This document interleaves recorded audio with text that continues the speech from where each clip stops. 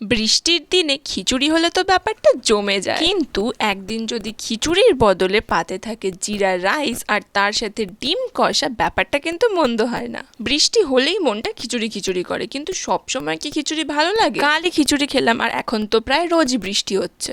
আজ আর খিচুড়ি খেতে ইচ্ছা করলো না, তাই মা বানালো জিরা রাইস আর তার সাথে ডিম আলু কষা, আর তার সাথে ছিল কাঁচা পেঁয়াজ। কম্বিনেশনটা কিন্তু দারুণ, আমার তো খেতে দারুণ লেগেছে। রেসিপি আমি দিয়ে দেবো, তোমরা গিয়ে দেখে নিও। আর তোমাদের এই কম্বিনেশনটা কেমন লাগে সেটা জানিও। Which one is your favourite, khichuri আর জিরা রাইস?